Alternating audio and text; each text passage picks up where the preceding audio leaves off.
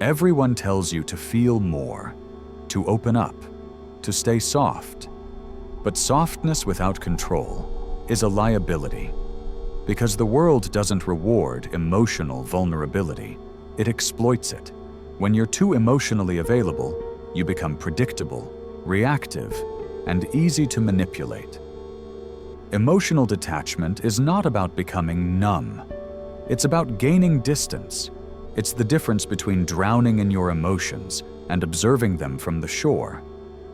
When you detach, you stop being a slave to the approval of others. You start making decisions based on reality, not feelings. And that shift, subtle as it is the beginning of becoming unbreakable. Emotional detachment isn't about not caring. It's about not collapsing. When someone tries to provoke you, insult you, guilt you, manipulate you, detachment gives you space. You don't flinch, you don't explain, you observe. This space is everything. It allows you to respond with strategy, not emotion. It gives you time to read motives instead of reacting to words. Jung believed that mastery begins when you stop being controlled by the unconscious emotional responses you don't even question. Detachment is how you reclaim that control. It's how you stop bleeding from wounds others barely notice. Because when you stop giving instant access to your emotions, people lose their power over you. When you're emotionally attached, every word feels personal. Every silence feels like rejection. Every delay feels like abandonment. You live on edge, waiting for others to regulate your sense of self. But detachment rewrites that script. Suddenly, their silence becomes just silence, not a weapon. Their words lose their sting, because your value no longer comes from their validation. This isn't apathy, it's discipline. You're no longer emotionally hijacked by other people's chaos. Jung said, "Everything that irritates us about others can lead us to an understanding of ourselves." Detachment creates the space for that understanding. It turns emotional chaos into data. And data makes you dangerous. People will try to read you, trigger you, pull you into emotional games. But detachment makes you unreadable. It turns you from a puppet into a strategist. You stop reacting and start calculating. When they expect anger, you give silence. When they expect tears, you give distance. And in that distance, you regain control. Emotional detachment isn't about shutting down. It's about no longer being used. Jung believed that the unconscious seeks completion, often through others. But when you detach, you stop outsourcing your emotional needs. You become self-contained. And people can't manipulate what they can't access. When you detach, you stop seeking closure. You realize closure is often just manipulation in disguise, a last attempt to pull you back in, to reopen a door you were brave enough to shut. Detachment teaches you that not every wound needs a conversation. Some endings are meant to stay unfinished, so you can finally begin. Jung taught that healing isn't found in others, it's found in integration, and integration requires solitude, silence, space. Emotional detachment isn't loneliness, it's alignment. You stop needing everyone to understand you, because once you understand yourself, their confusion becomes irrelevant. The more you detach, the more you see. You start noticing patterns, how people test your boundaries, how they provoke emotion, just to confirm they still have access. But your indifference becomes your armor. Not because you're numb, but because you finally see the game.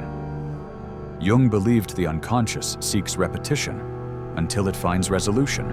That's why you keep attracting the same people, the same pain, the same story. Detachment breaks that loop. It tells your unconscious, the lesson has been learned. I no longer chase validation, disguised as connection. I no longer bleed, to feel alive. I am whole, even in silence. There's a strange freedom in not needing anyone to choose you. When you detach, you stop performing. You stop adjusting your tone, your truth, your timing, just to be palatable. Detachment lets you be fully you, without apology, because you're no longer addicted to being liked. You're devoted to being real. Jung said, "The privilege of a lifetime is to become who you truly are." And that journey requires losing people who only loved the version of you they could control. Emotional detachment clears the space for authenticity. You don't fear being alone anymore. You fear losing yourself again. And that fear keeps you grounded. Detachment isn't the absence of emotion.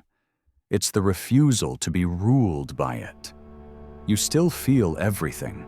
You just don't act on every feeling. That's power. Most people confuse chaos for passion, drama for connection. But when you detach, you break that addiction. You learn to sit with discomfort without becoming it. You realize not every emotion deserves a reaction. Not every conflict needs your participation. Jung taught that integration of the shadow requires discipline. Emotional detachment is that discipline in motion. It's saying, I see the chaos, I feel the pull, but I choose my peace. And that choice makes you unbreakable. You stop chasing explanations. You stop needing closure from people who were never honest to begin with. That's the power of detachment. You no longer hand over your peace in exchange for clarity. You create your own clarity.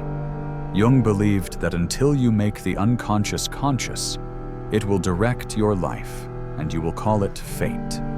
Detachment interrupts that autopilot. It allows you to step back and see where you've been lying to yourself, where you've mistaken pain for purpose, love for control, and once you see it, you can never unsee it. You don't just walk away, you evolve. You were never weak for caring. You just hadn't learned how to protect that care. Detachment doesn't mean building walls, it means building gates. You choose what enters, you decide what stays. Jung said, "The most terrifying thing is to accept oneself completely." Emotional detachment is how you get there. It's not the death of feeling, it's the beginning of conscious feeling. Feeling without drowning. Loving without losing yourself. If this message hit something raw inside you, it's not by accident. You were meant to hear it. Now ask yourself, are you living for reaction or for reality? Are you giving your power away or finally taking it back?